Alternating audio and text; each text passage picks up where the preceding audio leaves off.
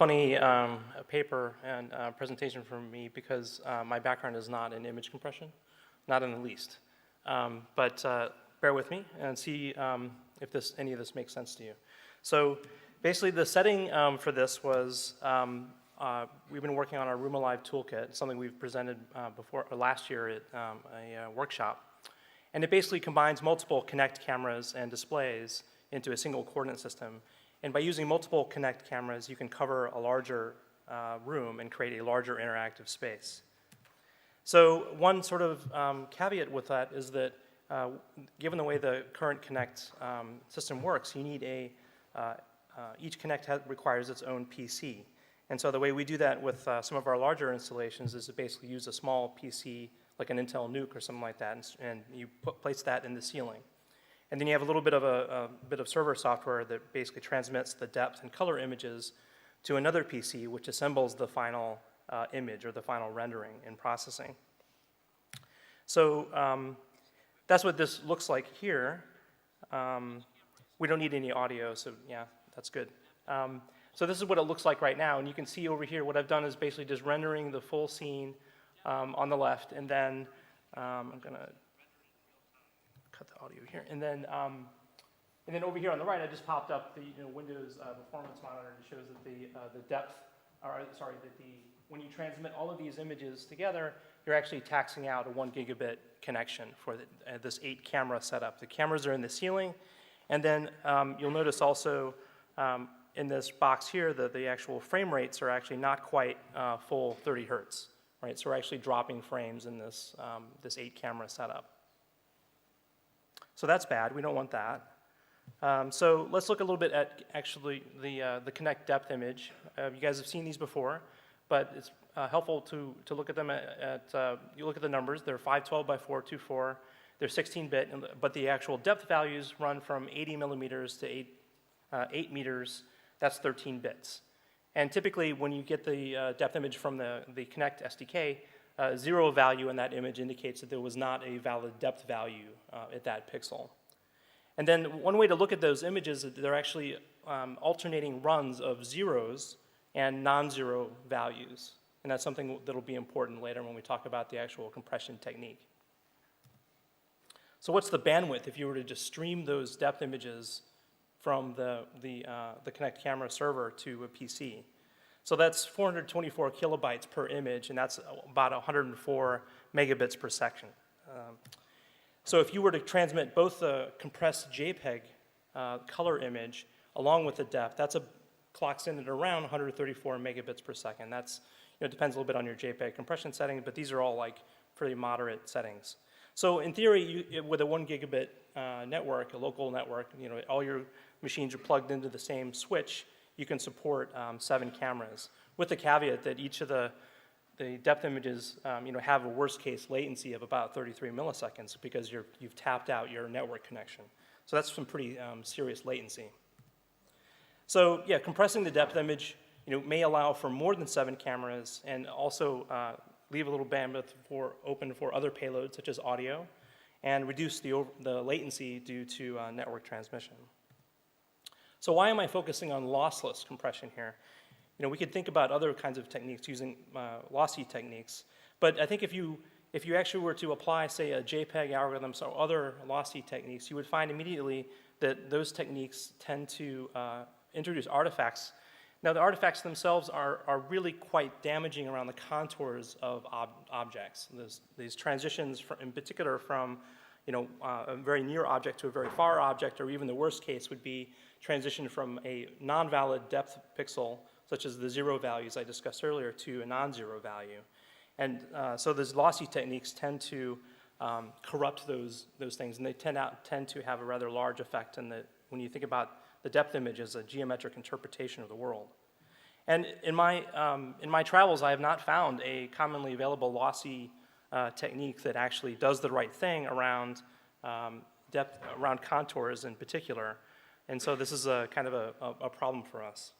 Now, there are people who are working on these kinds of things, and in fact, one of the things you can think about is, well, just take an existing lossy compression technique like H.264 or something like that, and well, most of these are optimized around color images and don't typically support 13-bit or 16-bit per pixel images. There are some exceptions.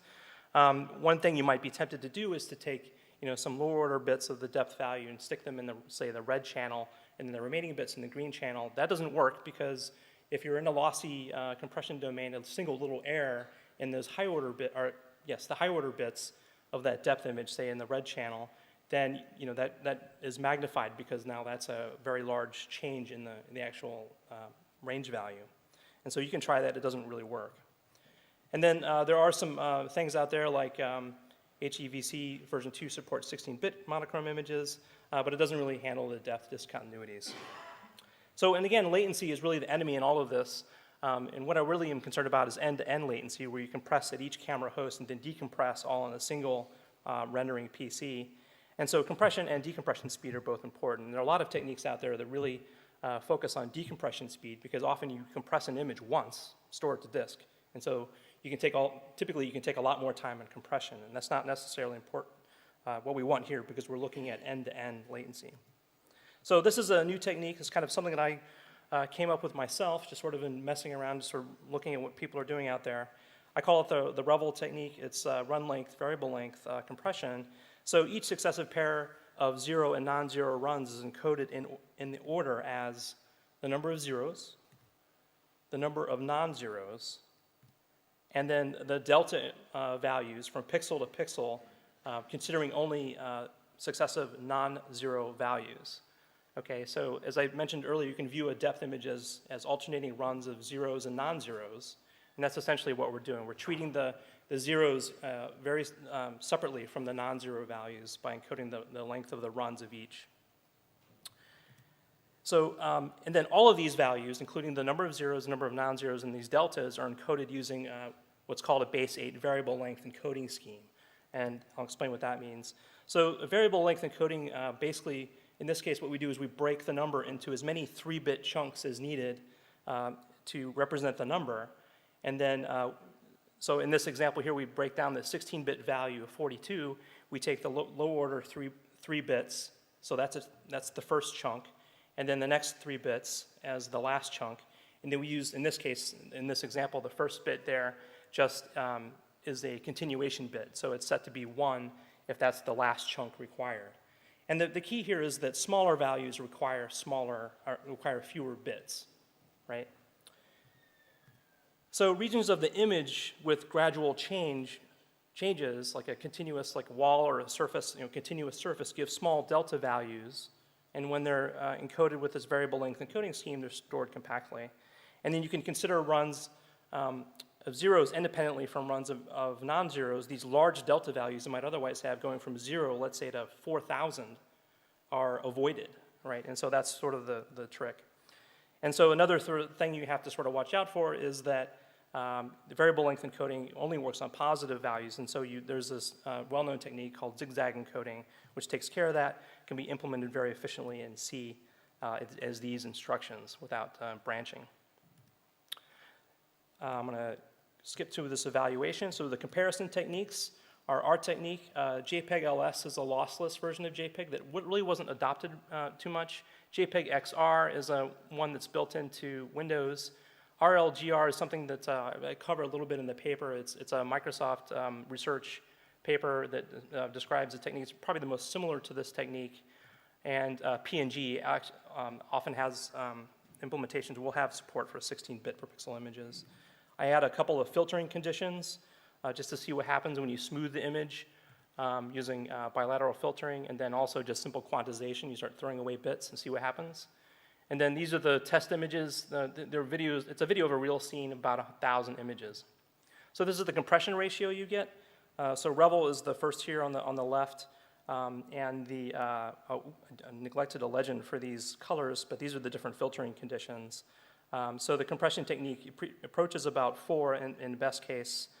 Revel stands quite nicely against XR and PNG and the other ones. The one that really matters here, though, is the compression time. A big win here for the proposed technique. This is the simplicity of it, I think, and I'll discuss the intuition. I'm running out of time already a little bit here, but decompression time, also very good. PNG is like holding its own, and yet if you compare PNG and compression time, It's actually not, it's dead last in second place in decompression time. So that's kind of interesting. So going back to that video again, if I just, in a second here, I'm just going to enable the compression, and we can watch the bandwidth go down to about 500 megabits. So that's 8 cameras, both color and depth. And then our frame rates come back up to 30 hertz, pretty solid 30 hertz. So the intuition here is compression. In the case of compression, yeah, having special knowledge of how depth images look, certainly helps in this case.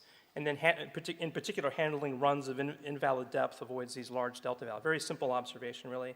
And then I think the speed wins probably come from the fact that in our case, we're not manipulating values at the single bit level, as you might have with, say, Golem-Rice encoding, which is one of the competing techniques.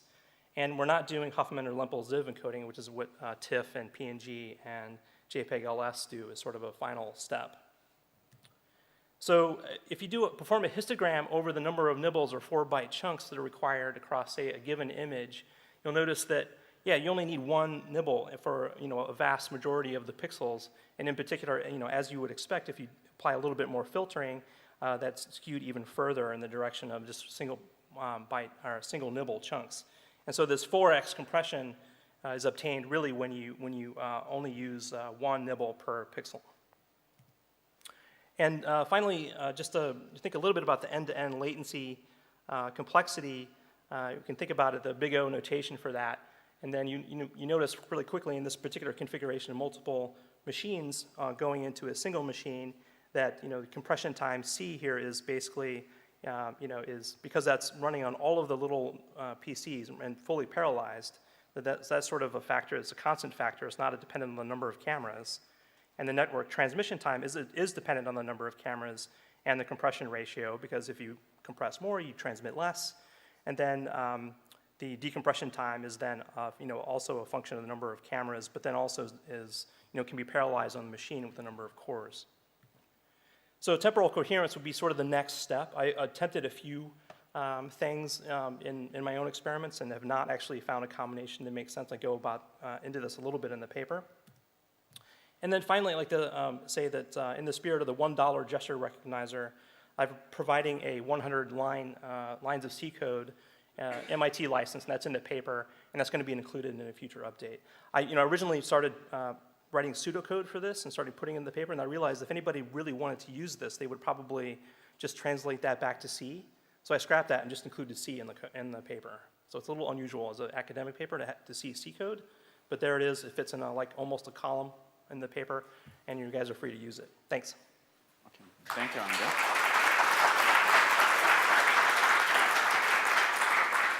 We have time for one quick question. So, Diego. Actually, there isn't any pressing question, because it's more like a comment. So, okay. Go for it. Diego Martinez from Sussex. I was just saying, so you could use it, or it would be quite easy in the state that you have it to use it for surface identification, because you're using the delta from one pixel to another, like walls. Walls, yep. They always have like a constant delta, and moreover, as you have several cameras, from one camera you only have the derivative in the horizontal, but that derivative in the horizontal from this Kinect is different than the horizontal from the other. So when you combine it, you have something that helps a lot already for surface identification, and moreover in your case that you have several cameras. So I don't know, it just came to my mind, and I thought it was an interesting. There's a lot of interesting things you can do with multiple cameras. We're actually, I'm working on some little variant of the Room Alive toolkit that takes into account some of these things, mostly for filtering. Okay. Not necessarily the compression, but yes. And I think actually one of the things that you would do would be sort of one of the things that you could do next would be to think about the scene as a collection of planes, or separable things for which this linear prediction makes sense. And that would be sort of a common thing to do. And then sharing those things across cameras, of course, would be even better. Thanks. Really cool. Thanks. Okay. So thank you very much again. And